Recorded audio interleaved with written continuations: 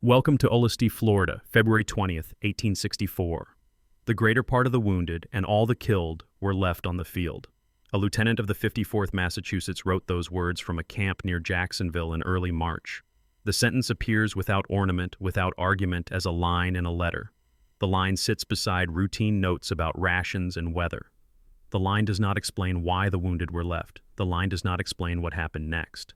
Colored troops suffered severely. The same letter keeps the phrasing spare. The writer lists regiments' distances and the movement of guns. He does not offer adjectives for what he could not carry out. He does not name the men he could not reach. The absence functions as part of the record. The absence is left for others to read. In the confusion of the retreat, many could not be brought off. This is an operational statement. It notes time, terrain, and fatigue. It states a limit of transport and command. It describes a period after volleys weaken, but before the line becomes stable. It sets the conditions in which wounded men remained on the ground. It does not draw conclusions beyond those conditions. It is reported some were shot upon the field after the fight.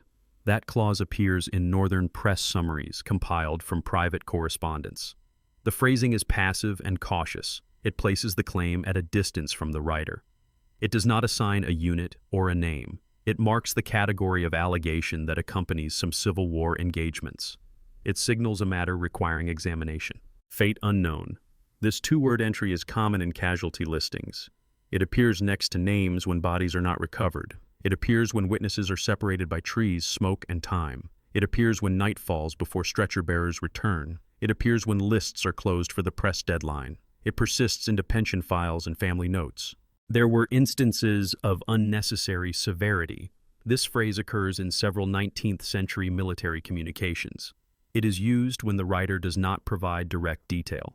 It is used when the writer believes the recipient will understand the meaning without expansion. It is used in environments where censure or reprisal may follow plain speech. It is used to place a marker for later inquiry. It is used to separate what is known from what is said aloud. I saw men lying with their faces upward, and none were removed while I was present. A soldier's line appears in a post-war reminiscence with minimal context. The sentence offers position, posture, and outcome. The sentence does not assert cause of death. The sentence does not claim to witness the moment of harm. The sentence records a condition in the aftermath zone. The sentence leaves interpretation to the reader. The chaplain prayed over those we could reach. For the others, we could do nothing. This sentence appears in a unit history compiled from field notes. It names an action that could be performed. It names the boundary of action that could not be performed. It does not classify the status of the men beyond reach. It does not include a list of names. It establishes a ritual presence at the edge of logistics. They were not brought in. This statement occurs in a hospital steward's brief. It is procedural and final. It closes a column without adding commentary. It binds administrative practice to an absence on the ground. It shows how bureaucracy records loss without narrative. It demonstrates how the archive acquires silence. Some say the Pine Flats hold voices at night. This sentence comes from an oral history collected decades later. It states a belief without attempting proof. It locates memory in a specific landscape. It preserves a community account in its original cadence. It does not convert the account into evidence beyond itself. It remains as a record of what people said. Before we begin, leave a comment where you're watching from and the exact time you paused. What did you feel in that silence? The purpose of this section is to establish provenance, scope of verification, and a narrow research question that can sustain both scholarly curiosity and ethical attention. The focal event is the Battle of Olustee, Florida, 20 February 1864 near Ocean Pond during a Union inland expedition intended to disrupt the Florida Atlantic and Gulf Central Railroad and diminish Confederate logistical capacity. United States colored troops, notably the 8th USCT and 35th USCT, were engaged. The 54th Massachusetts served as a key element during the evening withdrawal. This section presents facts drawn from official records, correspondence unit histories, casualty and medical returns, and contemporary newspapers. Where oral tradition or community memory is involved, it is explicitly labeled as folklore. The first primary corpus consists of the official records of the Union and Confederate armies. On the Union side, Brigadier General Truman Seymour's reports set out operational intent order of march engagement sequence and reasons for withdrawal. On the Confederate side, Brigadier General Joseph Finnegan's returns describe defensive dispositions, the concentration of Florida and Georgia units, and post-engagement tallies. Together, these documents converge on dates, place names, formations, and broad movements, while diverging as expected on assessments of fire effect and combat efficiency. Originals or authoritative printed compilations are maintained by the Library of Congress and reproduced across major research libraries. Many volumes are available in digitized form. For purposes of this inquiry, these records supply the chronological spine and unit-level identifiers against which other sources are aligned. The second primary corpus comprises casualty lists, hospital returns, and medical summaries. Regimental casualty statements were generally compiled within days or weeks of the battle, organizing losses under killed, wounded, and missing. Field hospital entries record the type of wounds, time of admission, and clinical outcomes over the first nights following the engagement. Preservation is uneven. Originals are within National Archives and Records Administration holdings, with ancillary copies in state repositories and veterans organizations. The practical limits of evening evacuation under fire, contested ground, and poor visibility increased the likelihood that missing entries would include multiple categories: men later recovered, men captured and exchanged or confined, men dead but not immediately identified, and men whose fates remained unknown to clerks at the time lists were closed. The third primary group is correspondence and diaries from officers and enlisted men. Letters from officers of the 54th Massachusetts and from soldiers associated with the USCT were written between late February and early March 1864. They report distances marched, pivot points in the line, the movement of artillery, and a recurring operational constraint, the inability to remove all wounded during late-day withdrawal. Some letters were printed in northern newspapers, including African American presses. Others survive in manuscript collections. Custody traces include the Massachusetts Historical Society University, special collections in New England, and digitized newspaper archives. These documents are valuable for their proximity to events and for their lexical markers. Phrases like "colored troops," "suffered severely unnecessary severity," and "left on the field," which do not on their own prove specific acts but do indicate the presence of allegations around post-engagement treatment. The fourth primary group is the contemporary press on both sides. Northern newspapers covered the expedition's Ames casualty burdens and the 54th Massachusetts' labor in saving guns and maintaining a rear guard. Some columns reprinted soldier letters with qualified clauses such as "it is reported" when touching allegations regarding wounded black soldiers. Southern newspapers emphasized tactical success, captured ordnance and colors, and rarely printed details about the handling of enemy wounded after the line broke. Digitized repositories, public and commercial, provide access to runs of these titles. State archives in Florida and Georgia hold microfilm series. The editorial functions of morale-building, political framing, and limited immediate verification explain the press's characteristic blend of specificity and vagueness and require cross-checking against non-press sources. Secondary scholarship. Regimental histories, edited letter collections, and monographs on the USCT supplies, interpretive scaffolding, and collates dispersed primary materials. These works address the legal status of black soldiers as lawful combatants, the degree of acceptance or rejection of that status among Confederate units and local auxiliaries, and the downstream implications for risk when wounded or captured. University presses and peer-reviewed journals maintain these materials. Nevertheless, any decisive claim in this study is routed whenever possible back to primary documents for confirmation. Post-war administrative records widen the lens. Freedmen's Bureau files and state civil judicial records from the Reconstruction years do not document Olustee in 1864 itself, but they do define the regional climate of racial violence, paramilitary activity, and legal non-enforcement across 1865-1868 in North Florida and South Georgia. As a contextual layer, this corpus clarifies why later family narratives and community memory would fuse the danger of combat with the distinct danger attached to status as a black soldier. Microfilm and digital surrogates reside at NARA and in state memory projects. Citations in Reconstruction historiography guide retrieval. Methodologically, these sources are used to assess plausibility and pattern, not to substitute for missing 1864 testimony. A separate layer involves the Federal Writers Project interviews and local oral histories gathered in Florida in the late 1930s. Folklore. In these files appear recollections about a large Civil War battle in the Pine Flats, references to voices or footfalls at night, and reports of people who were not brought home after the fighting. Folklore. These accounts are memory artifacts captured long after the event, often without verifiable names, grid references, or independent corroboration. They are not evidence of fact claims about battlefield conduct and are not weighed as such. Their utility lies in documenting how communities phrased risk loss and unresolved absence. Quotes from this stratum, if used, are preserved in original diction and are bracketed as folklore to prevent category drift. Local repositories add logistical and topographical precision. The Olustee Battlefield Historic State Parks Interpretive Materials Florida Memory, photographic sets, and Veterans Association pamphlets help triangulate the historical positions of the rail bed, the road network, and the likely corridors of withdrawal. While these holdings rarely bear directly on the allegation set, they enable distance and timing checks when letters mention, for example, how far a stretcher party could travel before full dark, or how many pieces of artillery were hauled to a given junction. Attribution protocols differ across source families and must be observed. In letters and diaries, signatures, ranks, and unit designations are cross-referenced with muster rolls and the official records.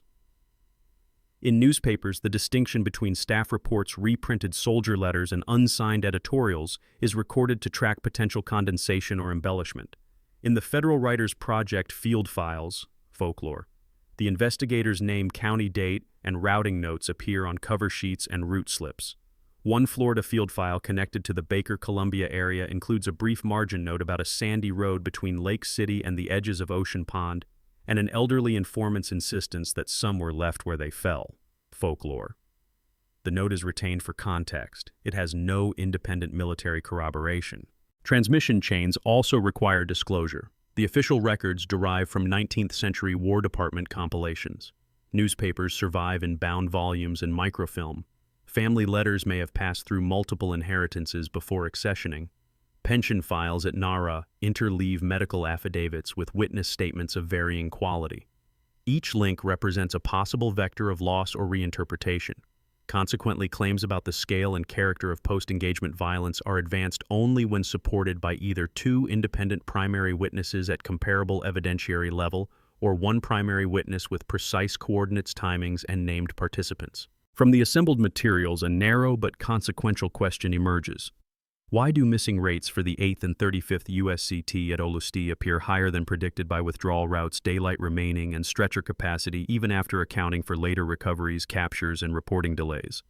This question does not predetermine an answer. It requires structured comparison against contemporaneous white regiments in the same tactical envelope, with attention to the geometry of the retreat intervals, to the rail line, and the intake logs of evening and night medical stations. It also requires a disciplined audit of rumor phrases in the press. It is reported barbarity, inconsistent with civilized war, against letters that identify places by road junction or creek crossing. One marginal entry preserved on the inside cover of a Florida field file introduces a small, unresolved note. The field worker who recorded this testimony vanished 2 years later on the same road. Folklore. There is no extant police report or newspaper obituary located to confirm the disappearance, and so it cannot be treated as a historical event in the strict sense. It remains as a field office annotation that reflects how local memory linked the risk of the collector with the story being collected. Folklore. The sentence is transcribed as found. No inference is drawn beyond its existence in the file. Method summary follows.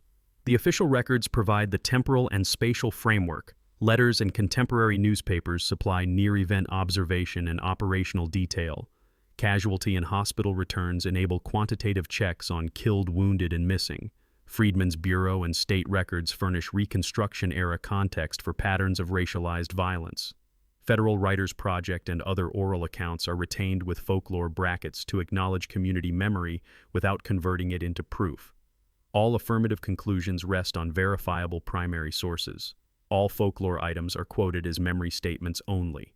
This approach sustains a neutral, precise register while opening a tightly bounded avenue of inquiry into the variance of missing among USCT at Olustee and the implications that variance might have for understanding risk treatment and record-keeping in February 1864. A set of printed notices from Florida and South Georgia papers between 1860 and early 1864 establishes a baseline for movement risk and pursuit.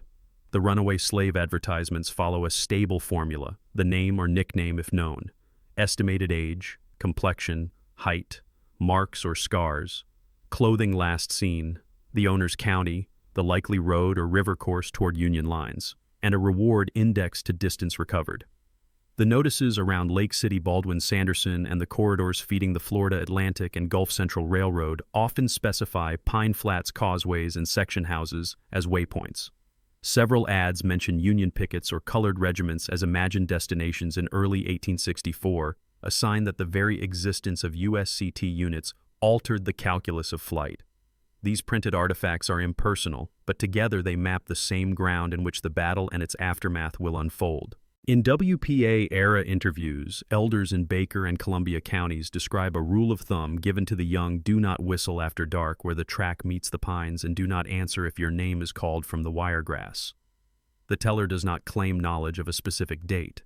The teller states a supposition that voices near the railbed may be a trap or a memory. The statement is preserved as heard without proof offered or asked. Military paperwork frames the Union expedition with the language of itinerary. Orders of march into the interior, strength returns by regiment, and ammunition issues by company yield a technical picture. How many men were present for duty, how far they advanced on a given day, and at which hour the columns reversed to the east.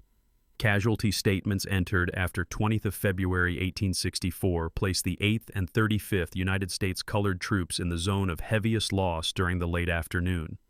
The tables do not speculate on treatment of wounded, they record numbers. The category missing rises in these returns. The columns for killed and wounded are populated to the extent of what stretcher parties and clerks could verify before the lists were transmitted. A short spiritual remembered by a Jacksonville informant is rendered in prose: men keep step in the dark without drum, each footfall counting, who is present and who is not.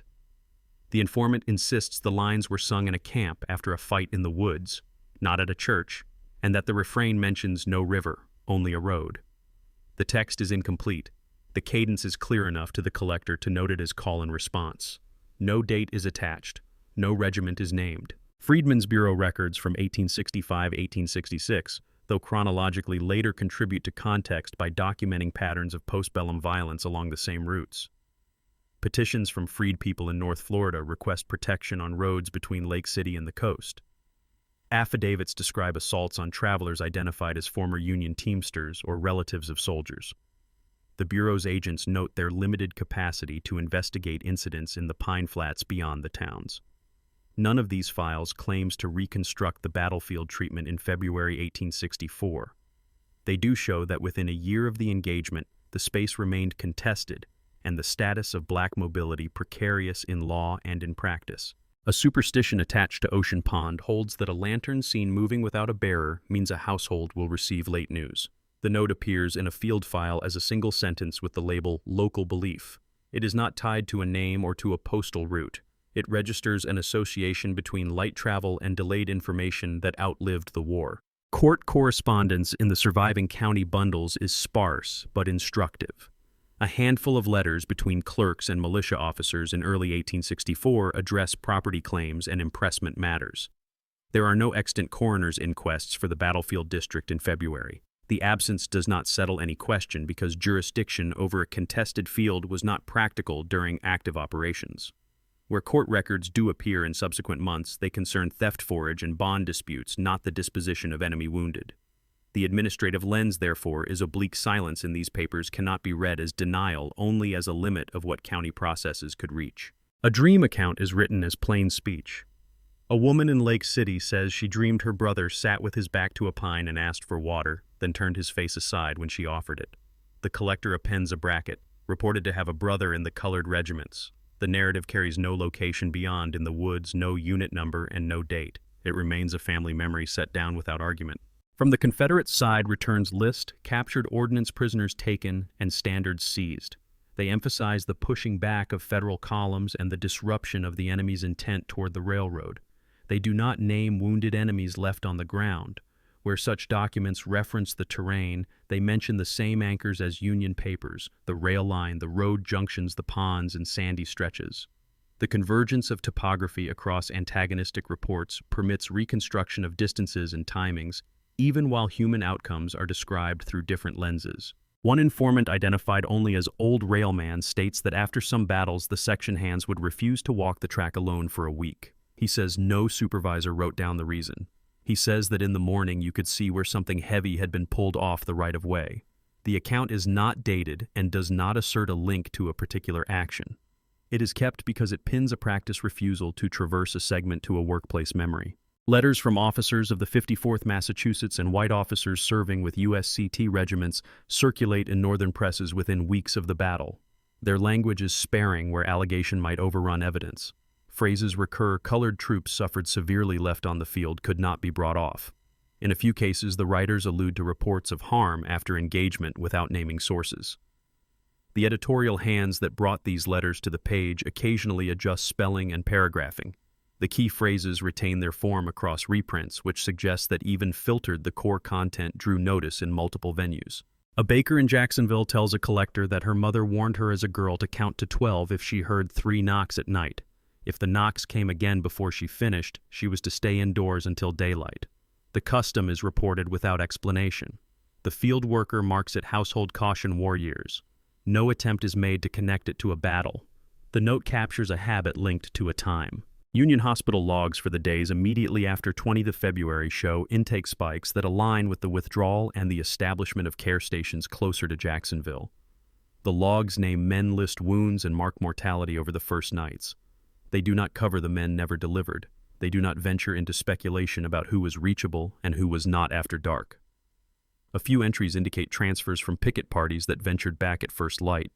The numbers are small compared to the total listed as wounded the day before. A brief prose line recorded in Duval County reads, "Some feet return on their own, some must be carried, some teach us to wait."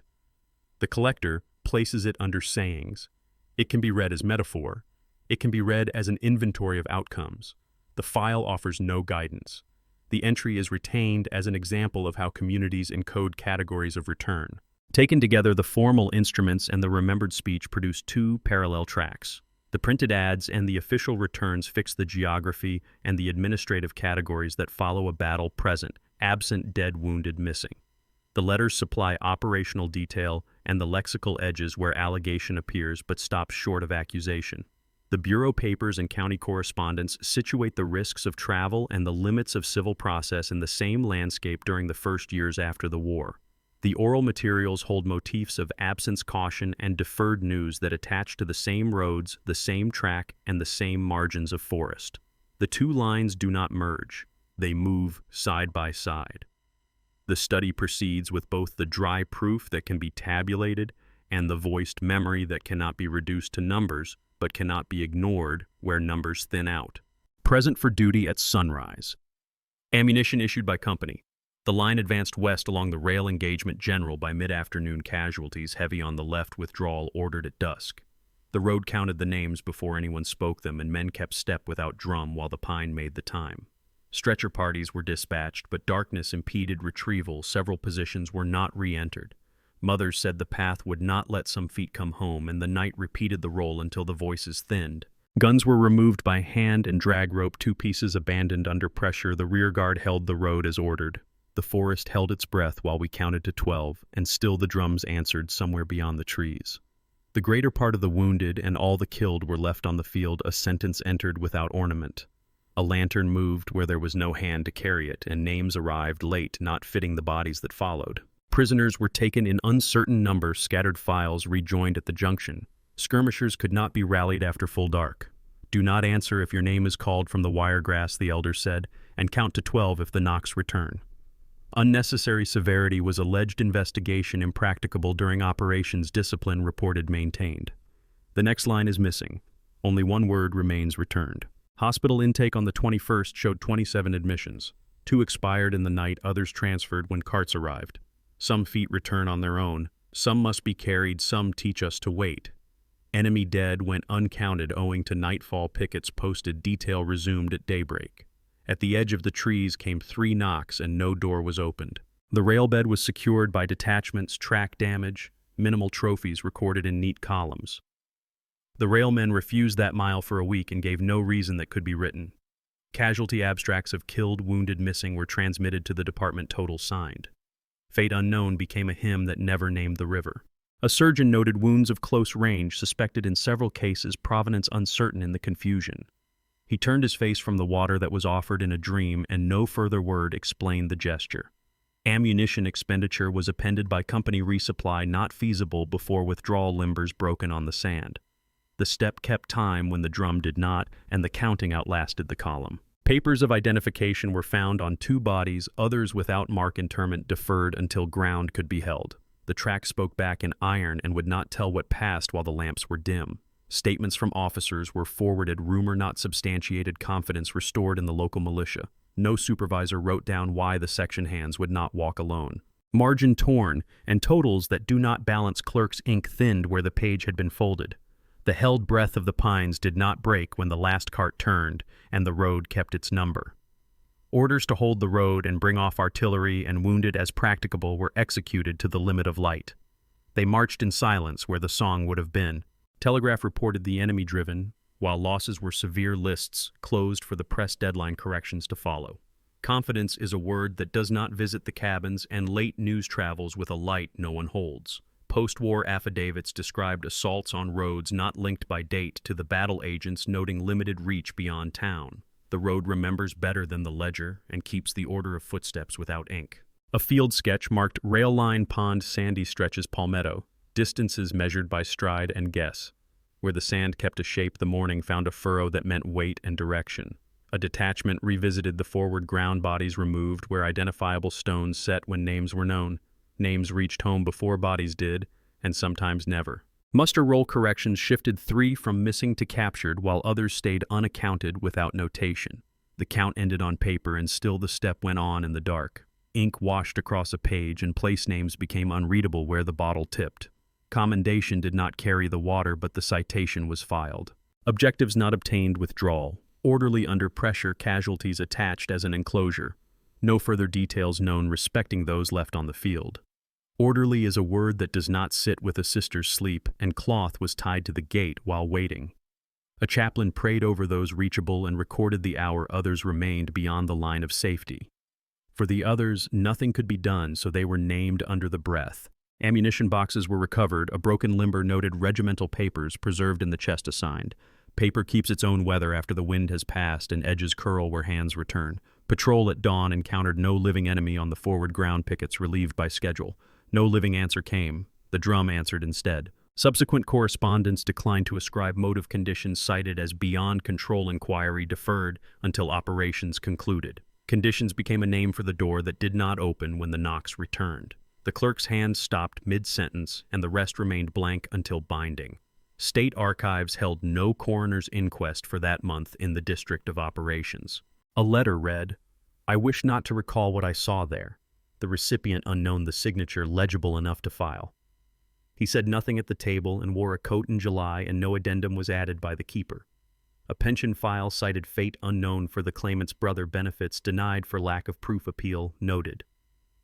Proof was not the name that was called from the trees when the list was read aloud. Editors reprinted, "It is reported," without specifying a source column, inches limited, and pressure to go to press. The limit was the width of a road at night and the margin where the numbers stopped.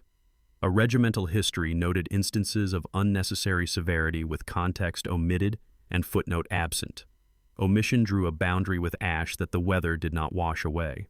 A commemoration schedule was established at the state park, an interpretive plaque installed, a program printed. The plaque named the field and not the missing, and the ceremony ended on time. A reburial was recorded years later without unit designation, a stone marked unknown where grass now settles. Attachment referenced but not in file, and the ledger closed while the road did not. Migration maps compiled in the late 1860s trace corridors from Lake City toward Jacksonville and Fernandina Arrows, drawn along the rail and river lines that the 1864 expedition had already tested. The same maps show counterflows from Georgia into the Pine District's seasonal labor returning on foot with few papers and many recollections of the war years. The cartographer's legend lists stations, ferries, and section houses, each a fixed point with mileage noted.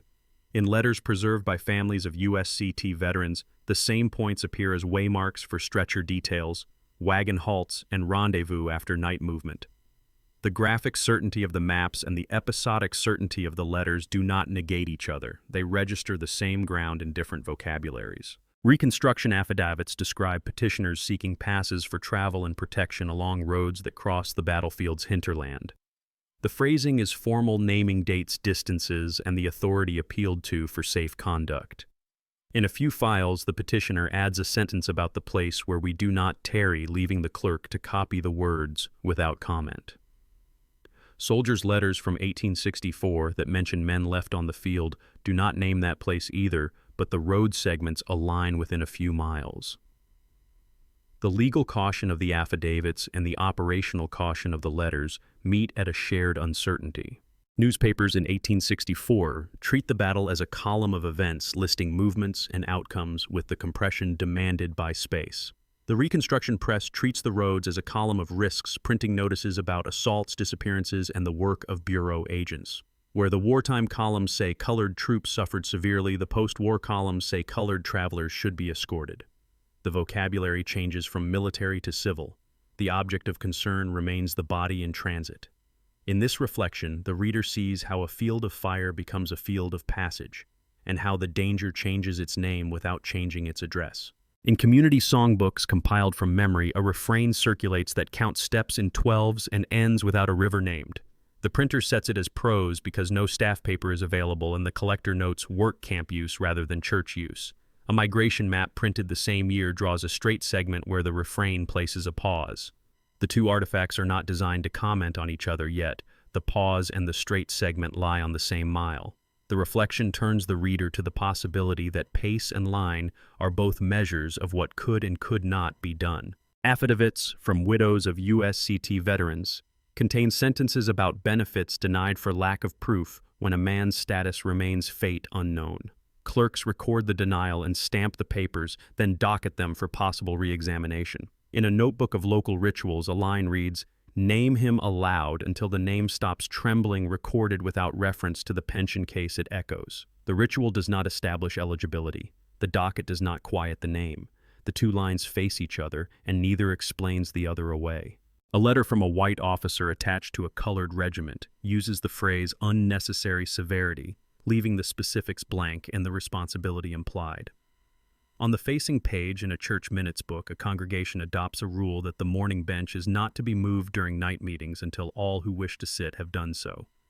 The letter and the minutes were written for different audiences, yet both preserve an action deferred and a harm not catalogued.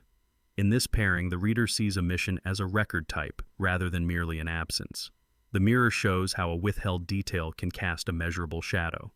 County correspondence about property impressment in early 1864 lists oxen carts and provisions, then stops short of discussing the handling of enemy wounded. A later county ledger lists funerals without unit designations and uses unknown when no kin claimed a body. In a notebook of sayings, a sentence preserved as folklore states that unknown is the surname we learned to spell first with no attribution beyond the county. The ledger does not cite the saying does not cite the ledger. The alignment is visible without linkages. The reflection makes a category legible where a person should have been. A veterans meeting in the 1880s minutes a motion to commend the rearguard labor of the 54th Massachusetts in removing guns. The same minute book includes a brief note acknowledging those never brought in with no further lines. A spiritual recalled in the same county ends with "carry the weight that cannot call for you," phrased as counsel rather than theology. The commendation and the counsel share a load-bearing metaphor and leave the weight unspecified. The reader is left to recognize a common unit of measure across administrative and sung speech. Telegraph summaries from 1864 reprinted in multiple northern papers announce confidence restored among local militia and close the item. Reconstruction petitions from black travelers in the same region ask for escorts precisely where confidence was said to reside. A set of household rules written into a family Bible directs that doors remain barred after 3 knocks, with a second line instructing the youngest to do the counting. The telegraph, the petition, and the rule do not dispute one another. They occupy the same tension between public safety and private caution. The reflection allows each to give the other context without a sentence of explanation. Maps drawn by Bureau engineers denote unsafe after dark along selected stretches, a pragmatic annotation for patrol planning. Letters written 20 years earlier mention that stretcher bearers were unable to re-enter certain positions also after dark. An oral account, folklore, suggests that a lantern without a bearer was assigned to wait for morning, not to move toward the light. The engineers warning the officer's limit and the household instruction align as independent responses to one condition. The mirror surface shows constraint as a consistent feature rather than an isolated event. A list of names appended to a regimental history includes those later marked captured, converting some missing entries to a verified status. A separate list in a church ledger records donations for families whose men did not return with names spelled phonetically and sometimes twice. A dream narrative, folklore, has a sister offering water to a brother who turns his face away. The collector notes only that the family believed he served with the colored troops.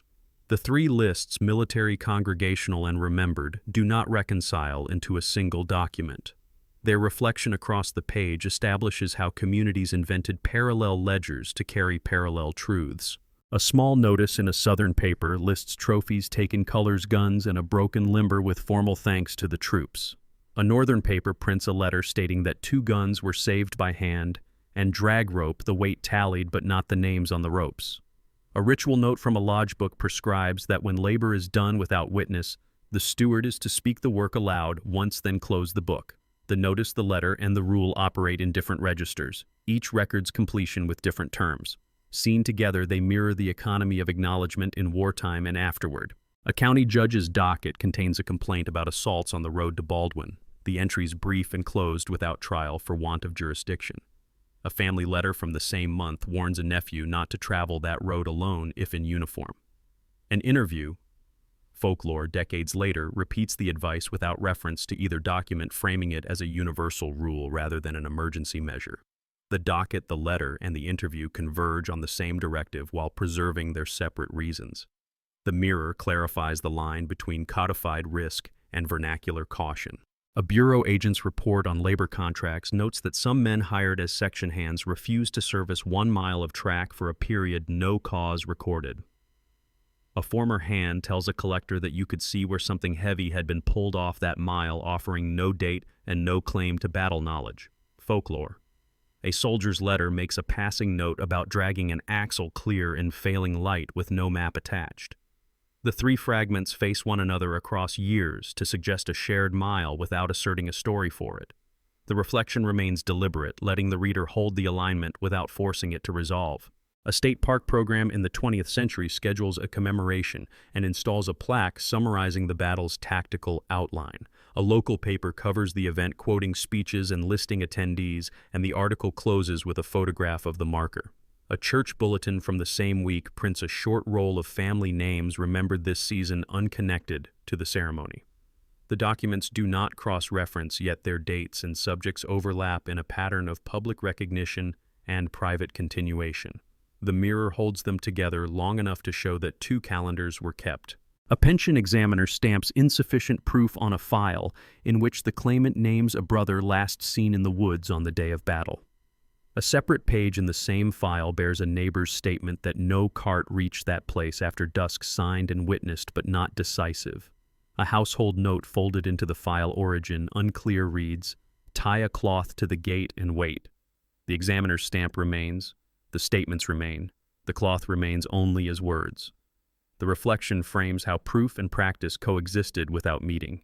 In each pairing and triad above the materials keep their categories: map versus song, affidavit versus custom letter versus dream notice versus rule. None cancels the others. None alone explains the whole. The crossing point is visible where the lines overlap in mileage, in phrases repeated in cautions that outlast the units that first wrote them. At that crossing, fact and belief do not resolve but begin to reflect each other, each making the other legible in the spaces the other does not fill. The sequence proceeds with the understanding that the record and the refrain now travel the same road. The record narrows now to phrases that repeat and to spaces where nothing further is written. Returns are certified, abstracts closed, and the last corrections to muster rolls entered without commentary. A clerk notes that 3 names once marked missing are now marked captured and leaves the remainder as they stood. A hospital ledger accepts the final admissions it will accept from the field and stops mid-page with no addendum. A county docket copies a petition for safe conduct and stamps it received, then offers no follow-up line. The silence after each act becomes part of the document. The cadence that has traveled with these papers is still audible in the way certain words recur in fixed sequence. Present, engaged, withdrawn, missing, petitioned, acknowledged, deferred. identified, interred, unknown. The repetition does not add meaning beyond stability. It offers a metronome for institutions that must continue whether or not answers arrive. In Veterans' Minutes, the motion to commend a rearguard is carried, and the Secretary writes carried, as he has written it for other motions. In a church ledger, a roll of family names is printed again at the same season with no change of order. The echo of procedure is its own form of sound. Against that steady register stand the fragments that do not resolve. A letter closes with the line, "I wish not to recall what I saw there, with no date beyond the month, and no place beyond in the woods." A surgeon writes wounds of close range suspected, and then provenance uncertain, and there the matter rests. A field note preserves a remark about a lantern moving without a bearer, and marks it local belief, making no assignment to event or person. A bureau agent lists a segment of track as unsafe after dark, and there is no further memorandum of cause. Each fragment stops before it becomes a claim. The symbols collected along the way return in their simplest form. Drums appear first as instruments that were not heard, and then as a word used to hold the place of step and count. River appears first as a destination that is never named in a refrain, and then as the absent line in a map that otherwise enumerates crossings. Bell appears as a household instruction to wait after knocks, and then as a single word in a margin where the next sentence is lost. Dream appears as a testimony in which water is offered and refused, and then as a notation in a family file in which proof is lacking. Each symbol repeats without embellishment.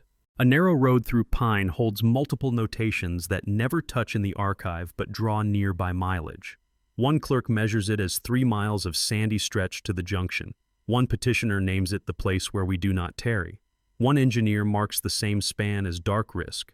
One song counts 12 steps on a straight segment and stops. A section hand tells a collector he would not walk that mile alone and does not supply a date. An officer writes that stretcher parties could not re-enter certain positions after dusk and provides no map to attach. The materials face but do not annotate one another. At this point, the formal voice acquires its own echo. No survivors found at first light becomes no further details known, respecting those left upon the field, and then no additional information received from that district. The progression is mechanical and consistent. It changes only the prepositions and the tenses. In the press, the phrasing "it is reported" is reprinted as it is said and then contracted to "rumor persists." The step down from sentence to phrase and from phrase to word is visible in the column inches. The effect is a drift toward the quiet that cannot be footnoted. The refrain from work camp use remains in the record as prose, and its final line still does not name a river. Collectors treat its cadence as self-evident and do not attempt staff notation. A family who copied it into a notebook left a blank underline where a place name might have been supplied and never filled it. A later hand writes, "Do not change this line," and signs initials that cannot be matched to a census. The instruction leaves the absence intact and thereby fixes it. In the pension file with the stamp "insufficient proof," the page sequence ends with a neighbor's statement about carts not reaching a certain place after dusk. The statement is witnessed in clear script, and the examiner's signature follows in a different ink. A loose slip reads, "Tie a cloth to the gate and wait with no origin and no docket number," and is simply kept. The enclosing folder carries a date that does not match the loose slip. The record accepts dissonance and does not resolve it. Minutes of a veterans' hall endorse the labor that brought off guns by hand and drag rope, and do not guess at the names on the rope. A lodge rule elsewhere prescribes that work done without witness be spoken once aloud by the steward and then closed in the book. A church bulletin arranges the same week's remembrance roll without reference to any of these other acts. In each set of lines, the function is completion without exhaustiveness. The repetition of closure without totality is consistent across venues. On the county map printed after the war, a mile of track is straight, and the legend does not comment on its history. A bureau engineer adds an annotation about patrol practice and leaves the span otherwise unchanged. In a family atlas, the same mile is folded at the center crease and the paper weakened where hands have pressed it. A margin note reads, "Do not press here," and does not say why. The instruction travels with the fold as long as the book survives. A hospital register naming admissions on the 21st has a blank where one name would sit between two others alphabetically. The attendant draws a line through the gap and does not insert a later correction. A notation in the register margin states list closed for transfer and bears a time rather than a word. The gap retains its place through later handling smudged but legible as a gap. The register's silence is stabilized the way any other entry is stabilized. The correspondence of a district commander uses the vocabulary conditions beyond control in reply to a query about allegations he does not detail. The phrase is repeated in a second letter with a changed date and then does not appear again. An editorial that month closes with confidence restored and prints nothing underneath it. A petition in the same district repeats the route where escort is requested and attaches 2 signatures. Each line reaches a terminus that is purely administrative. A field sketch of this ground marks the pond, the palmetto, the sandy run, the rail bed, and the estimated distances without commentary about the forward thicket. A later sketch traces the same features as they appear to a surveyor, adding contour marks and scales. A third hand copies the first sketch for a souvenir program and credits no source. The 3 drawings echo each other through features and not through captions. The replication replaces explanation with outline. The oral line about 3 knocks and counting to 12 appears in more than one household rule and is kept without exposition. A clerk who wrote it as part of a collector's itinerary adds house rule in brackets and does not revisit it in a summary. The link between the rule and the battle remains unmade by the archive and unbroken in memory. The function remains to govern when a door is opened. The symbol remains the door itself. The page that once carried an officer's addendum has been washed by ink and leaves only a usable single word, returned. The placement of returned does not reveal whether a man, a column, a cart, or a letter is meant. The archivist's pencil adds uncontexted in the upper corner in a later century. The rest of the page is a uniform field of tone that accepts no reading. The broken record stands and cannot be repaired. The drum appears again in a single reference in a county history that quotes a song as it was remembered without meter. The line asserts that men kept step without drum, and thereafter says the drum answered at night. The writer adds no theology and no melody and files the line under local pieces. The notation does not exceed the scale of a sentence. The echo comes from reading the 2 lines together. The river appears again in an index of crossings that never assigns a name to the refrain that refuses one. The bell appears again in a docket note that preserves a household instruction and not a case. The dream appears again in a single sentence that has been copied 3 times in 3 different hands in one file and still has no date. These elements repeat in their most compact shape. None of them accumulates detail with repetition. The last oral item in this chain is transcribed without comment and without an interviewer's closing question. It states that names were said aloud until the mouths were tired and that nothing answered but the counting. It restates that the road did not give the names back and that the gate cloth was taken down when the season turned. It adds that the drum answered when no voice did and that the answer did not carry words. It stops there in plain script. The last written item in this chain is a clerk's line that reads, "No additional information has been received," and then a period. It follows the format of the office and obeys the line length of the page. It does not add a remark about the passage of time, the weather, or the requests pending. It leaves no space after the period to imply continuation. It stands in the record as an end of action and not of subject.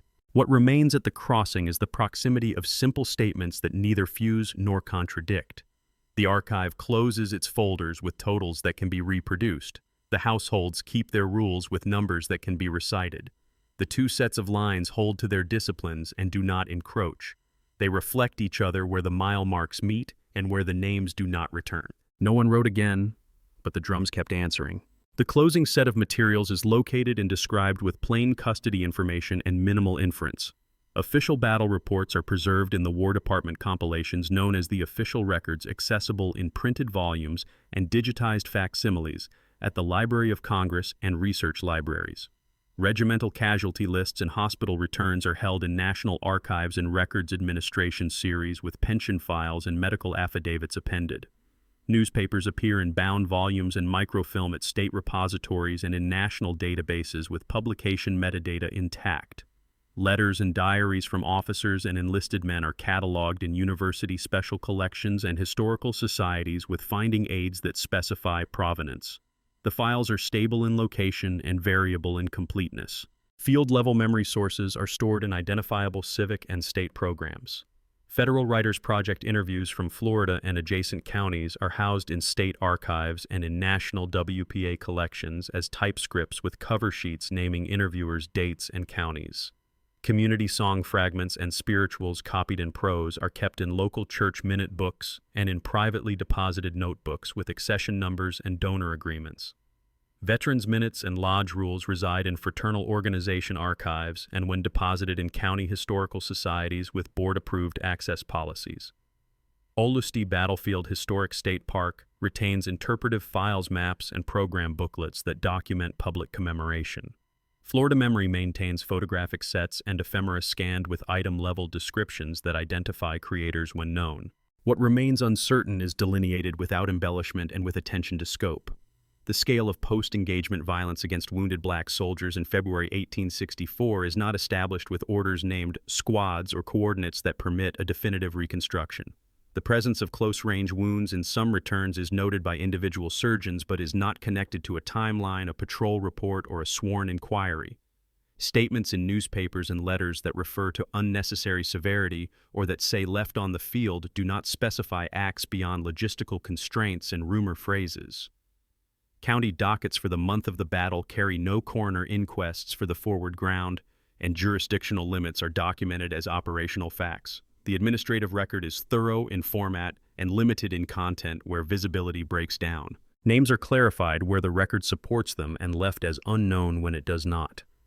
USCT soldiers are identified in muster rolls, casualty abstracts, and pension files. Corrections from missing to captured appear sporadically and are tied to later exchange or confinement records. Reburials show stones marked unknown when unit data or family claimants are absent, and these stones are entered in cemetery registers without speculation. Clerks sign the lines that close lists, and those signatures are legible enough to authenticate the closure. Family letters cite men last seen in the woods without grid references or official endorsements, and these letters are filed as manuscript evidence of presence and loss. The archive does not expand a name field that cannot be verified. The motifs that enter through oral and household sources are retained as statements of practice and belief. House rules about 3 knocks and counting to 12 remain in notebooks and field slips with the bracket, folklore, where appropriate. Refrains that omit a river name persist as prose lines in community compilations, and the omission is carried forward without editorial repair. A lantern that moves without a bearer is recorded as a local belief that functions as a caution not to travel before morning. A dream account in which water is offered and refused is transcribed as heard and stored with an interviewer's cover sheet. None of these entries is naturalized into the factual chain. Each is preserved as the way people speak about risk, waiting, and return. When the 2 streams of material are set side by side, some intersections remain visible and unforced. The mile of track that appears in a Bureau engineer's report as unsafe after dark corresponds to letters that state stretcher parties could not re-enter positions after dusk, and to a section hand's refusal to walk that mile alone. The same corridor is the subject of a petition for escort during Reconstruction and a later household rule that instructs waiting until morning. The public remnants and the private instructions are separate systems but occupy the same ground. The alignment is spatial and does not require a narrative beyond adjacency.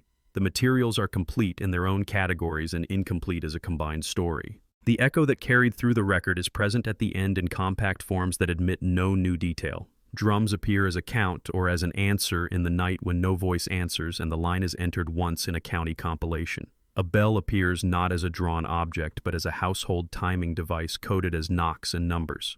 A river appears as an index entry in maps and as a missing word in a refrain, and the absence is noted without correction. A dream appears as a line that 3 hands copy into one file across years without adding a date. These symbols serve as markers for how communities hold uncertainty without converting it into claim. Who found the materials and where they sit is stated plainly for traceability. Librarians and archivists at state repositories cataloged county dockets and lodge books.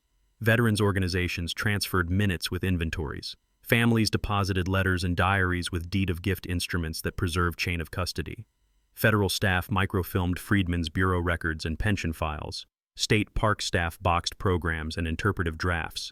National database curators digitized newspapers with metadata that identifies title date and issue. The field worker notation that reports a disappearance along the same road remains in a WPA cover sheet as a bracketed staff note labeled Folklore. The journals and ledgers are shelved, and their entry records are accessible to readers who request them. What remains to be asked is formulated as a research prompt rather than a conclusion. If missing rates among the 8th and 35th USCT exceeded those of adjacent white regiments within the same retreat geometry, how much of that variance can be accounted for by path length, daylight, and stretcher capacity, and how much remains after those controls? If close-range wounds appear in a subset of recovered casualties, what fraction can be credibly linked to battlefield proximity, accidental discharge, or post-engagement violence?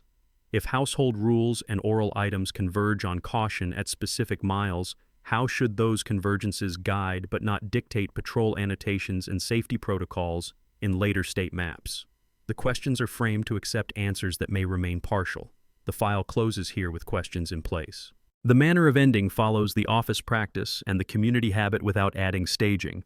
A clerk writes, "No additional information has been received," and draws a period. A bulletin prints a remembrance list under a heading used in prior seasons and closes the page. A church minute approves a motion by a recorded vote, and the motion is carried without final remarks. A household unties a cloth from a gate and stores it where it was kept the last time. The documents remain as they are. The final echoes register without amplification. A sentence in a county compilation repeats that men kept step without drum and adds that the drum answered when no voice did. A refrain that never names a river is recopied by a later hand that writes, "Do not change this line," and initials without identification. A field slip about 3 knocks and the count to 12 is retained with the bracket house rule and no cross-reference. A dream line is recopied with the same refusal at its center and no added date. The repetition is the closure. The uncertainty remains defined rather than dramatized. Orders that would establish a policy of execution do not appear in the extant record, and sworn depositions that would settle named incidents are not found for the month and district. Allegations remain in letter phrases and press qualifiers, and those phrases are weighed against logistical limits documented elsewhere. The positional overlap between official returns and household cautions is factual in distance and time and open in meaning. The difference between what can be certified and what can be remembered persists without collapse. The record and the refrain remain adjacent. No one wrote again, but the drums kept answering. The statement is the final hinge between two systems that continue without reconciling and without erasing each other. It does not convert memory into evidence, and it does not strip memory of function. It marks the point at which the archive stops adding lines and the households go on counting. It leaves the mile at full length and the names as they stand. Maybe they didn't disappear. Maybe we did. The story that survives is not the sum of what happened, but the remainder of what we chose to keep and what we refused to say.